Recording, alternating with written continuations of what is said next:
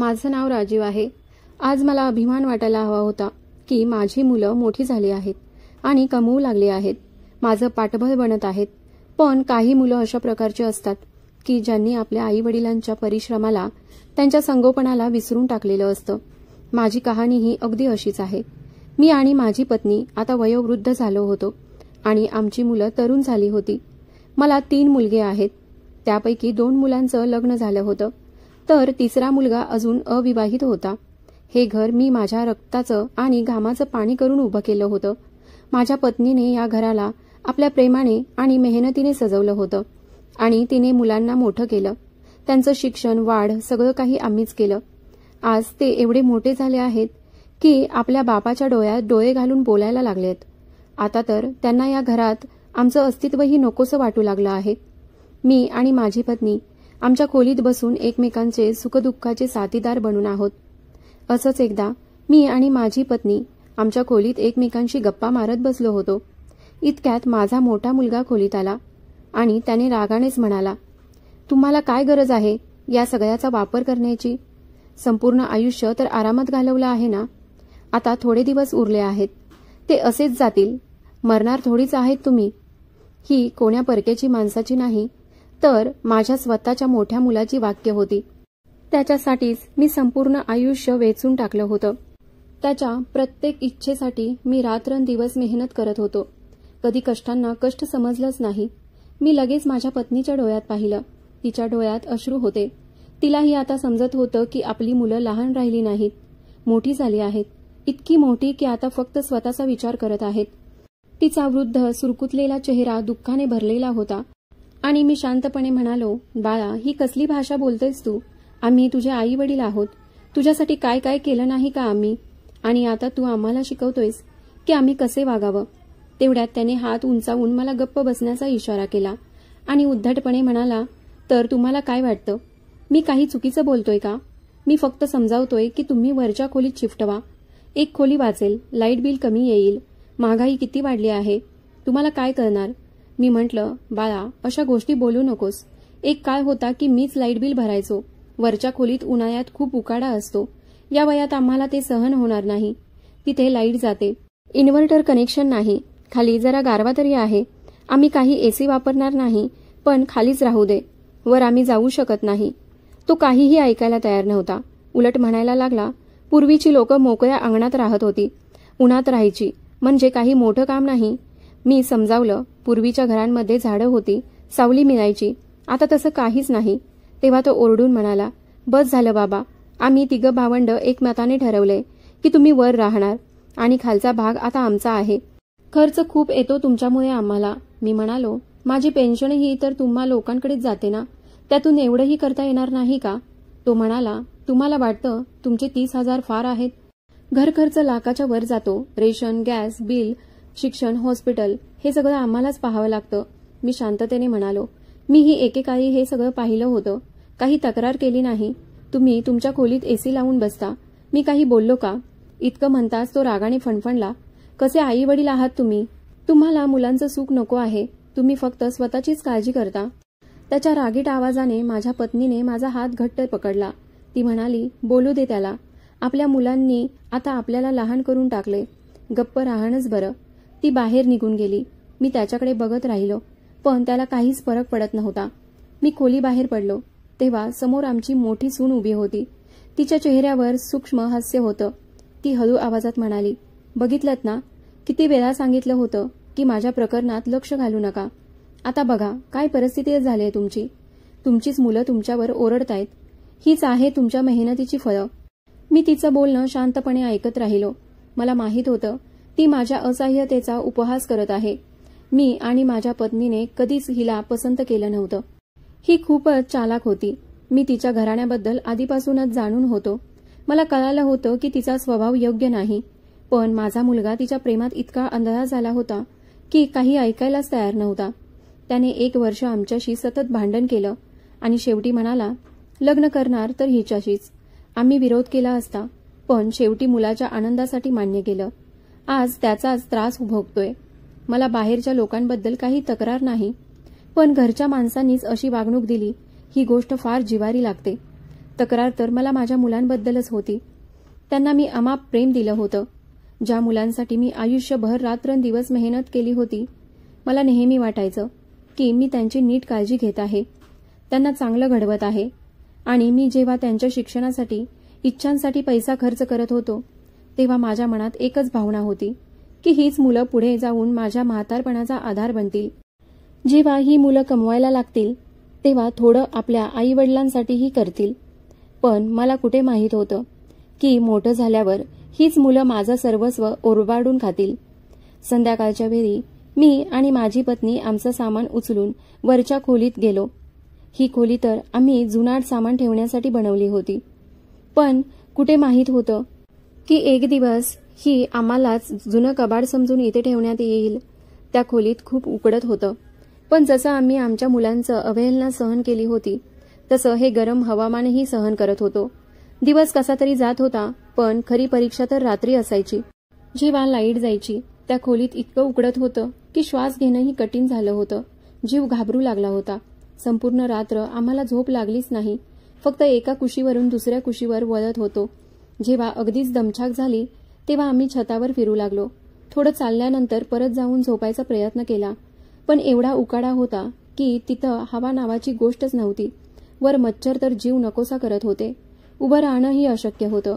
वरच्या खोलीत आम्ही कसेबसे रात्र काढत होतो. मी पूर्ण रात्र जागाच राहायचो. जुन्या आठवणींमध्ये हरवून गेलो होतो. मनात सतत एकच विचार, अखेर मी असं काय केलं होतं माझ्या आयुष्यात की त्याची शिक्षा आता मला भोगावी लागत आहे. मी तर माझ्या आईवडिलांचा कधीही अवमान केला नाही. नेहमी त्यांची सेवा केली, त्यांचा सन्मान केला. मग आज माझ्याच मुलांकडून हे सगळं का सहन करावं लागतंय? रात्री 4 वाजता माझा संयम तुटला. हृदयातलं ओझं आता अधिक झेलता येईना. माझं मन एका लहानशा मुलासारखं रडू लागलं. मी माझ्या पत्नीच्या डोळ्यात पाहिलं. तिलाही झोप नव्हती. तिच्या डोळ्यात अश्रू होते. ती गप्प उभी होती, नजरा खाली झुकवलेली. मच्छर तोंडावर, हातावर चावून चावून जीव हैराण करत होते. शरीरावर एकही भाग असा नव्हता जिथे मच्छरांनी चावलं नसेल. आम्ही जे घर आमच्या आणि आमच्या मुलांच्या आरामासाठी बनवलं होतं, ते घरच आज ओरडून सांगत होतं, तुझ्या कष्टाचं काहीही मोल राहिलेलं नाही.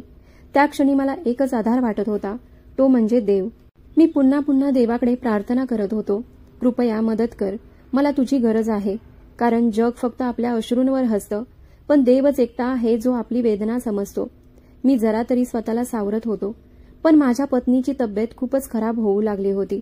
तिला उष्णतेची सहनशक्तीच नव्हती. किंचित गरमी झाली की तिला त्रास होत होता.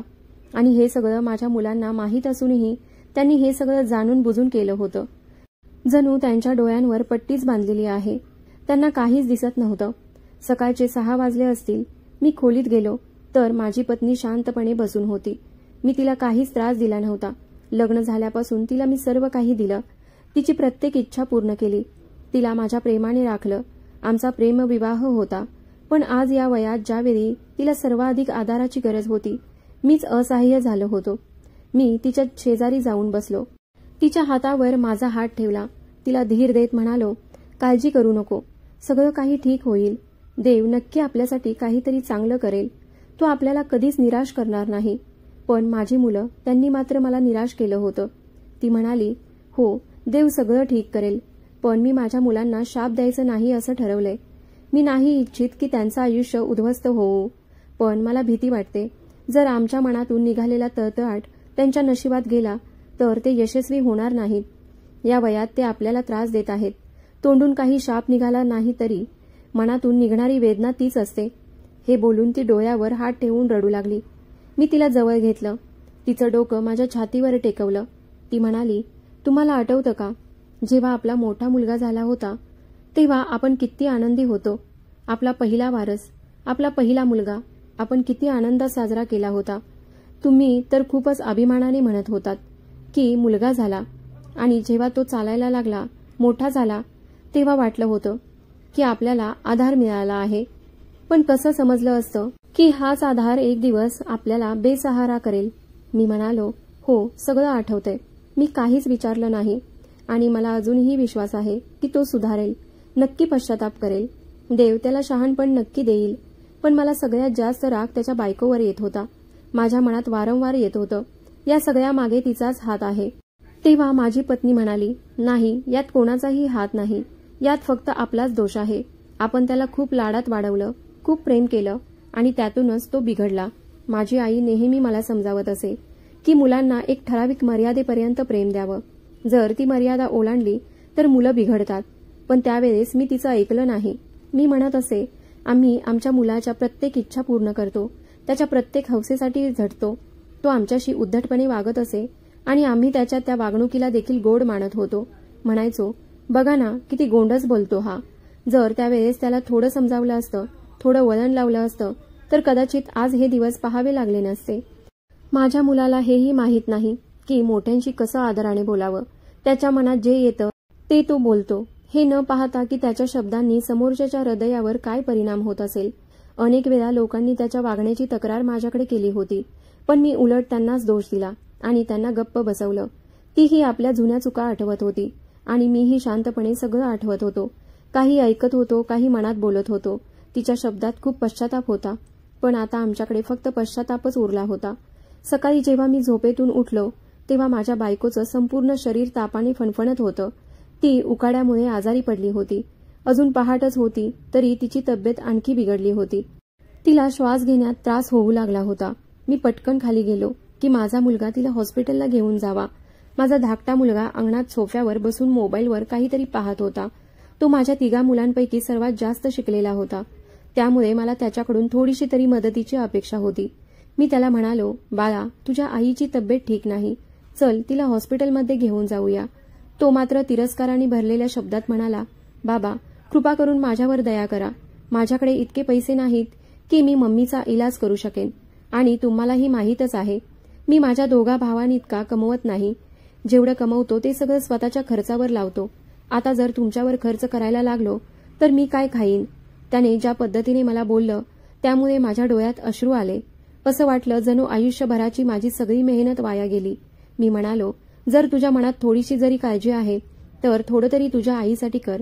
हाच तो माणूस आहे, हीच ती स्त्री आहे जिने तुला एवढं मोठं केलं, शिक्षण दिलं, तुला या क्षमतेवर पोहोचवलं. पण त्याने माझं काहीच ऐकलं नाही. तो घराबाहेर निघून गेला. मी वर आलो आणि माझ्या पत्नीच्या चेहऱ्याकडे पाहिलं. मी तिला म्हटलं, आता आपल्यासाठी या घरात काहीच उरलं नाही. आपण इथून निघून जावं, कारण आता अपमान सहन होणार नाही. आपल्या स्वतःच्या घरात आपली किंमत राहिली नाही. हे असं अजून किती दिवस चालणार. ती रडत म्हणाली, तुम्ही विचार केलाय का की या वयात आपण कुठे जाणार आहोत. जिथे आपल्या मुलांनीच आपल्याला झिडकारले तिथे आपल्याला कोण स्वीकारेल. तुम्ही माझ्यासाठी तुमच्या सगळ्या नात्यांपासून दूर झालात. भांडणामुळे तुमच्या भावाशीही नातं तोडलं. खरं तर काही वर्षांपूर्वी माझ्या दुसऱ्या मुलाचं माझ्या भावाच्या मुलासोबत भांडण झालं होतं आणि मी रागात येऊन भावासोबतच नातं तोडलं होतं. माझा भाऊ फार चांगला होता. त्याची मुलं माझी खूप काळजी घेत होती. दर महिन्याला भेटायला येत, खाण्यापिण्याची सामान आणायचे. जितकी काळजी त्यांनी घेतली तितकी माझ्या स्वतःच्या मुलांनी कधीच घेतली नाही. पण मी तरीही त्या भांडणामुळे माझ्या भावाला घराबाहेर काढलं. आज मला त्या गोष्टीचा प्रचंड पश्चाताप होतोय. वाटतं जर मी तो निर्णय घेतला नसता तर आज ते लोक तरी आपल्यासोबत असते. सकाळ उजाडली होती. मी आणि माझी पत्नी दोघं रस्त्यावरून चालत होतो. दोघंही म्हातारे झालो होतो. काही वर्षांपूर्वीही या रस्त्यावरून चाललो होतो, पण तेव्हा परिस्थिती वेगळी होती. तेव्हा आमचं मन शांत होतं, कारण माहीत होतं की आपल्याकडे घर आहे आणि हवं तेव्हा आपण तिथे परत जाऊ शकतो. आज मात्र ना घर होतं, ना आधार, ना घराची शांती, ना कोणती खात्री की आपल्याला अन्न मिळेल का, औषध मिळेल का. बायकोने माझा हात घट्ट पकडला आणि रडत म्हणाली, आता माझ्याने सहन होत नाही, मी चालू शकत नाही. ती जमिनीवर कोसळली. खरं तर वयामुळे तिच्या गुडघ्यांमध्ये कायम वेदना असत. थोडंसं जरी चाललं तरी तिला दम लागायचा. मी तिला सावरण्याचा प्रयत्न केला, तिला उचलायला गेलो, पण यावेळी ती तोंडावर पडली. जमिनीवर जोरात आपटल्याने तोंडातून रक्त वाहू लागलं. ती वेदनांनी कळवळून रडू लागली. माझे हातपाय गारठले. मी घाबरून मोठ्याने ओरडू लागलो आणि माझ्या मुलाला हाक मारली. माझा मधला मुलगा झोपेतून डोळे चोळत खिडकीत आला, पण जेव्हा त्याला लक्षात आलं की मी त्याला बोलवत आहे तेव्हा त्याने खिडकी बंद केली आणि आतमध्ये परत गेला. मला खात्री होती या 3 भावंडांनी मिळून ठरवलं असावं की ते आम्हाला घराबाहेर काढणारच आहेत. माझ्या बायकोच्या तोंडातून रक्त थांबतच नव्हतं. मी तिचा हात घट्ट पकडला होता. ती म्हणाली, मला खूप आनंद आहे की मी माझं आयुष्य तुझ्यासोबत घालवलं आणि याचंही समाधान आहे की मी तुझ्या मिठीत प्राण सोडत आहे. आपलं प्रेम, आपली साथ, प्रत्येक सुखदुःखात आपण एकत्र होतो. आम्ही दोघं रस्त्यावर होतो तेव्हा एका गाडीतून एक तरुण खाली उतरला. त्याने आम्हाला पाहून धडधडीत घाबरलेला चेहरा केला. तो खूप दयाळू वाटत होता. तो धावत आमच्याजवळ आला आणि विचारलं, अंकल, आंटीला काय झालं आहे? मी रडत त्याला आमचं दुःख सांगितलं. तोही संतापून आमच्या घराकडे पाहू लागला आणि म्हणाला, अशी मुलं असतात का? मी आत्ताच आंटीला हॉस्पिटलमध्ये घेऊन जातो, तुम्ही काळजी करू नका. तो माझ्या मुलांना शिव्याही देऊ लागला. मी म्हणालो, बाळा, देवासाठी माझ्या मुलांना काहीही बोलू नकोस, ते माझ्या जीवाचा तुकडा आहेत. तो तरुण, ज्याचं नाव विनय होतं, हलकसं हसला आणि म्हणाला, अंकल, तुम्ही त्यांच्याबद्दल वाईट मत धरू नका, पण देव सगळं पाहत असतो. तुमचे अश्रूच त्यांच्या विनाशासाठी पुरेसे आहेत. विनय आम्हाला हॉस्पिटलमध्ये घेऊन गेला.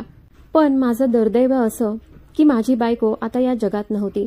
मी कोसळून रडत होतो, ओरडत होतो, वेड्यासारखा झालो होतो. मी विनयला म्हणालो, फक्त एक वेळ माझ्या मुलांना फोन लावून दे. कदाचित आईच्या बातमीने त्यांचं मन बदलू शकेल आणि ते शेवटचं दर्शन तरी घ्यायला येतील. विनयने नंबर घेतला आणि कॉल लावला. मोठ्या मुलाने फोन उचलला. मी रडत म्हणालो, बाळा, एक महत्वाची गोष्ट सांगायची आहे. दुसऱ्या बाजूने तो कटू शब्दात म्हणाला, पप्पा, मी खूप खुश आहे की तुम्ही शेवटी स्वतःहून घर सोडलं. तुम्ही आमच्यासाठी एक भार होतात. आता आमची खऱ्या अर्थाने सुटका झाली. मी सकाळपासून खूप आनंदात आहे. त्याचे शब्द माझ्या हृदयात सुरीसारखे घुसत होते. समोर बसलेला विनय ही चकित होऊन आमच्याकडे पाहू लागला. मी माझ्या मुलाला म्हणालो, बाळा, मी फक्त एवढंच सांगायला फोन केला होता की तुझ्या आईचं निधन झालं आहे. शेवटचं दर्शन तरी घे, तिला खांदा तरी दे. मी हॉस्पिटलमध्ये आहे. तर तो म्हणाला, पप्पा, आज माझी एक खूप महत्वाची मीटिंग आहे. मी गेलो नाही तर लाखोंचं नुकसान होईल. तरी मी प्रयत्न करतो. मी दोघांना सांगतो, ते येतीलच याची खात्री नाही. जमलं तर मीही येईन. आणि फोन कट झाला. मी अक्साबोक्सी रडू लागलो. इतक्या दिवसांपासून मी स्वतःला सावरून ठेवलेलं, पण आज माझा संयम तुटला होता. विनय जवळ आला, माझ्या खांद्यावर हात ठेवून म्हणाला, अंकल, रडू नका. देव फक्त आपली परीक्षा घेत असतो. काही लोकांची परीक्षा लहान वयात होते, काहींची तरुणपणी, पण काहींची म्हातारपणी. तुमच्यावरही आता ती वेळ आली आहे. काळजी करू नका. आंटीला मी खांदा देईन. त्यांचा अंत्यसंस्कार मीच करेन. तो तिच्या अंत्यसंस्काराची तयारी करत होता आणि मी तिच्या चेहऱ्याकडे पाहत होतो. तिच्यासोबत घालवलेले दिवस आठवत होतो. खरं सांगायचं तर माझ्या भूतकाळात मीही काही चुका केल्या होत्या, पण मी त्याची क्षमा मागितली होती आणि ठरवलं होतं की आता मी कोणतंही पाप करणार नाही. म्हणून मला वाटायचं की मला शिक्षा नाही मिळणार. पण माझ्या आयुष्यात एक काळ असा होता, माझ्या वडिलांची बहीण, माझी आत्या, थोडीशी मानसिक आजारी होती. तिच्या लग्नाच्या 3 महिन्यात तिच्या नवऱ्याने तिला सोडलं. ती परत आली आणि वडिलांची जबाबदारी बनली. ती बरीच अंथरुणावर असायची. माझा भाऊ तिची सेवा करायचा, पण मी मात्र तिच्यापासून दूर पळायचो. मला तिच्याबद्दल काहीच सहानुभूती वाटली नाही. माझे मित्र घरी यायचे तेव्हा ती अंगणात बसलेली असायची. ते तिची थट्टा करायचे. काय रे, तुझी आत्या किती घाणेरडी आहे. त्यांचे शब्द ऐकून मी संतापायचो आणि आत्यावर ओरडायचो. वडिलांना हे कळल्यावर ते मला चांगलंच झापायचे. ती माझी बहीण आहे, तुझ्यासाठी तुझ्या आईच्या जागी आहे. पण मी म्हणायचो, माझी आई कधीच अशा अवस्थेत नव्हती. तिची कधी थट्टा झाली नाही. पण आत्यामुळे माझाही अपमान होतो. हळूहळू माझ्या मनात आत्या आजीबद्दल राग वाढत गेला. ती मला ओझं वाटू लागली. मी तरुण झालो, माझं लग्नही झालं आणि साक्षी घरी आली. ती आत्याची सेवा करत असे, पण त्यांच्यापासून खूप घाण वास येत असे. जेव्हा साक्षी त्यांना भेटून परत यायची तेव्हा तिच्या अंगावरही तसाच वास येई. मग मी साक्षीला ओरडायचो, तू त्यांच्या खोलीत का जातेस? मला त्रास होतो. साक्षी नेहमी म्हणायची, असं बोलायचं नसतं. त्या तुमच्या आईच्या जागी आहेत. तुमचे वडील आता या जगात नाहीत, त्यामुळे त्यांची जबाबदारी आता तुमच्या दोघा भावांची आहे. जसं मी तुमच्या वडिलांची सेवा करत होते, तसं माझं कर्तव्य आहे की मी त्यांचीही सेवा करावी, कारण त्या या घराच्या मोठ्या सदस्य आहेत. साक्षीच्या या बोलण्याने माझं मन गोंधळून जायचं. मला ती गोष्ट पटायचीच नाही. मी तिला म्हणालो, जर तुला त्यांची काळजी घ्यायची आहे तर फक्त त्यांच्या जवळच राहा. माझ्याजवळ येण्याची काही गरज नाही. मी त्यांच्याविषयी इतका चिडलेलो होतो की त्या काळात अनेक दिवस मी साक्षीशीही नाराज राहत होतो. नंतर आमची मुलं झाली आणि साक्षी बिझी झाली. तिचं लक्ष आत्या आजींकडून कमी झालं. ती आता मला आत्याची जबाबदारी सोपवू लागली. त्यांना वेळेवर औषधं देणं, जेवण देणं वगैरे वगैरे. मी ती जबाबदारी घेतली खरी, पण कधीच ती नीट पार पाडली नाही. मी बऱ्याच वेळा उशिरा जेवण द्यायचो, काही वेळा विसरून जायचो. यामुळे त्यांची तब्येत बिघडू लागली. एक दिवस साक्षीच्या खूप आग्रहामुळे मी त्यांना डॉक्टरांकडे घेऊन गेलो. डॉक्टरांनी तपासणीनंतर मला विचारलं, तुम्ही यांना मारायचं ठरवलं आहे का? त्यांचं हे वाक्य ऐकून मी चकित झालो. ते पुढे म्हणाले, मी जी औषधं लिहून दिली होती ती तुम्ही का देत नाही आहात? तुमच्या वागणुकीवरून तर असं वाटतं तुम्हाला यांच्याशी काही फारसं जवळचं नातं नाही. मी विचार करत होतो की थोडं खोटं बोलून वेळ मारून नेईन, पण डॉक्टरांचं निरीक्षण अतिशय नेमकं होतं. डॉक्टर म्हणाले, मला नाही वाटत की ही तुमची आई आहे, कारण जेव्हा तुमच्या आईची तब्येत थोडीशीही बिघडायची तेव्हा तुम्ही तिला लगेच माझ्याकडे घेऊन यायचात. पण या बाईसाठी तुमच्या डोळ्यात कणवही नाही. तुमचं वागणं असं दाखवत आहे की जबरदस्तीने तुम्ही त्यांची जबाबदारी घेतली आहे. पण लक्षात ठेवा, त्या एक वयोवृद्ध स्त्री आहेत आणि त्यांची सेवा करणं हे तुमचं कर्तव्य आहे. कृपया ती जबाबदारी योग्य प्रकारे पार पाडा. डॉक्टरांनी अजूनही बरेच ताशेरे ओढले, पण मी त्यांच्या सगळ्या गोष्टी दुर्लक्ष करत गेलो. जेव्हा मी आत्याला घरी घेऊन आलो तेव्हा मात्र त्यांच्या अंगावर राग काढू लागलो. त्यांच्यावर चिडायला लागलो. त्या काळात माझ्या अंगात तरुणाई भरलेली होती. मी स्वतःला फार मोठं समजायचो, कमवता, सामर्थ्यवान आणि स्वतःच्या इच्छेवर जगणारा. त्यामुळे वाटायचं की आत्म्याला त्रास दिला, तिची अवहेलना केली तरी कोणी काही बोलणार नाही. आत्या माझ्या वागण्यावर रडायची. ती आजारी होती, थोडीशी मानसिकदृष्ट्या अस्वस्थ. जे तोंडात यायचं ते बोलून जायची. माझे वडील तिचे लाडके भाऊ. जेव्हा जिवंत होते तेव्हा त्यांनी तिला कधीच त्रास दिला नव्हता. ती त्यांना खूप मिस करत असे. आणि मी हे विसरून गेलो होतो की वरचा देव सर्व पाहतोय आणि मी जे काही करत आहे त्याचं फळ एक दिवस मला मिळणारच आहे. एक दिवस आत्या रडत म्हणाली, बस झालं, आता तुझं हे कठोर वागणं सहन होत नाही. आता नाही झेपत मला. कितीतरी वर्षांनी तिने असा आवाजात समजूतदारपणाने संवाद केला होता. पण मी चिडून म्हणालो, काय झालं आहे? काय नवीन त्रास सुरू झाला आहे? सगळी औषधं तर दिली आहेत ना तुला. खरं तर मी त्या रात्री फक्त औषधं देण्यासाठी तिच्या खोलीत गेलो होतो. पण ती खूप रडत होती आणि म्हणाली, जेव्हा तू लहान होतास आणि मी तुला पहिल्यांदा उचलून घेतलं होतं तेव्हा तू खूप गोड वाटला होतास. मला वाटायचं की तू मोठा होशील आणि माझ्यावर माझ्या मुलाप्रमाणे प्रेम करशील. पण तू कधी माझ्याकडे प्रेमाने पाहिलंसही नाही. सन्मान तर दूरचीच गोष्ट आहे. मला खूप दुःख होतं. माझं हृदय रक्ताचं अश्रू रडतं. मी तुझ्या पुढे हात जोडते. आता काही करू नको, पण थोडा वेळ तरी माझ्यासोबत घालव. माझं काहीच नाही. संसार मोडला, नवऱ्याने मला सोडलं आणि तेव्हापासून मी एकटीच आहे. तुझा भाऊ आणि तूच माझं सगळं आहात. आता आयुष्याच्या शेवटी मला फक्त तुझ्या जवळ राहायचं आहे. थोडा वेळ माझ्यासोबत काढ. पण तिचं हे बोलणंही मला चिडवू लागलं. मी तिला म्हणालो, माझ्याकडे एवढा फाजील वेळ नाही जो मी तुझ्यावर वाया घालवीन. आणि तू माझ्यावर प्रेम करावंस असं मी तुला कधी सांगितलं होतं का? हे बोलून मी तिरस्काराने खोलीबाहेर निघून गेलो. त्याच दिवशी मी साक्षीला स्पष्ट सांगितलं, आता मी आत्यासाठी काही औषध वगैरे आणणार नाही. तुला काळजी असेल तर तू स्वतः डॉक्टरांकडे घेऊन जा. औषधही तूच दे. साक्षी काहीच बोलली नाही, फक्त शांत राहिली. थोड्याच दिवसात आत्याचं निधन झालं. त्यांच्या जाण्यानंतर माझ्या आयुष्यात एक अजब शांतता पसरली. एक प्रकारची पोकळी सतत जाणवत राहिली. एक दिवस मी घरी आलो तर साक्षी जोरजोरात रडत होती. मी तिच्या जवळ बसलो आणि तिला विचारलं, काय झालं? तू इतकी का रडतेस? तिच्या हातात एक डायरी होती. तिने ती माझ्या हातात दिली आणि म्हणाली, ही आत्याची डायरी आहे. त्यांच्याच हस्ताक्षरातली. मी डायरी उघडली आणि प्रत्येक पानावर माझं नाव होतं. त्यांनी माझ्याविषयीचं प्रेम व्यक्त केलं होतं. मी जसजसं वाचत होतो तसतसं अंगावर शहारे येत होते. त्यानंतरच्या पानावर त्यांनी लिहिलं होतं, बाळा, मी तुला कधीच शाप देऊ इच्छित नाही, पण एवढं मात्र नक्की आहे, एकदा तरी तुला तसाच त्रास होवो जसा तू मला दिला होतास. कदाचित तेव्हाच तुला माझ्या वेदनेची खरी जाणीव होईल.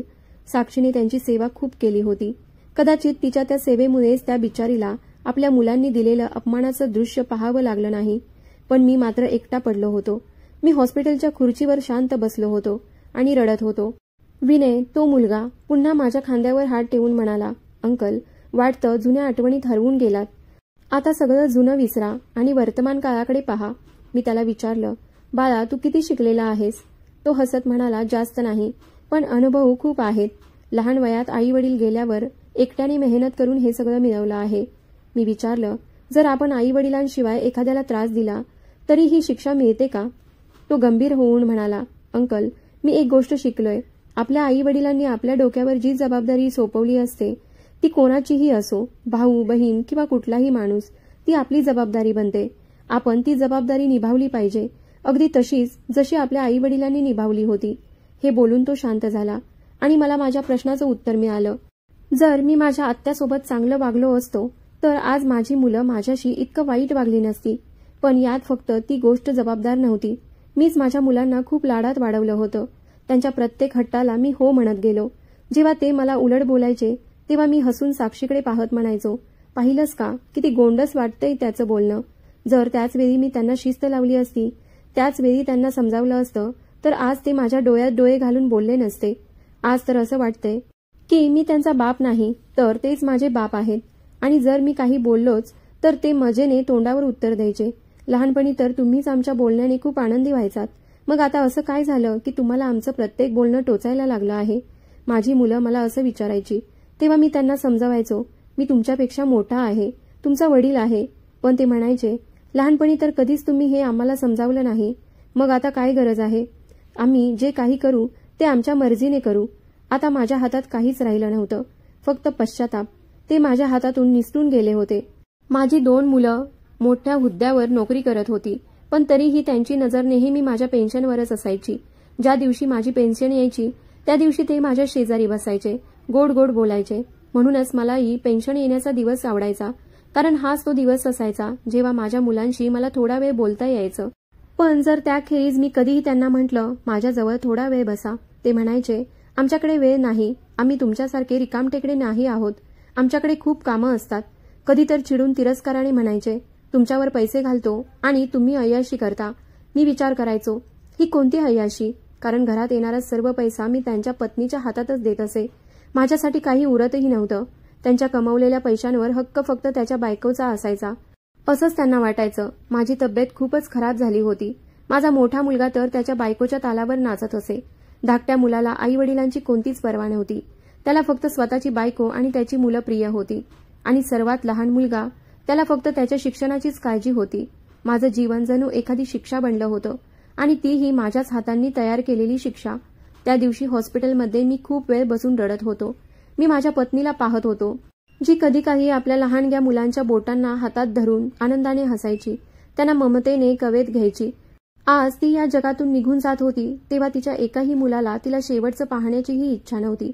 माझ्या आयुष्यात प्रथमच मला माझ्या मुलांबद्दल तीव्र तिरस्कार वाटत होता.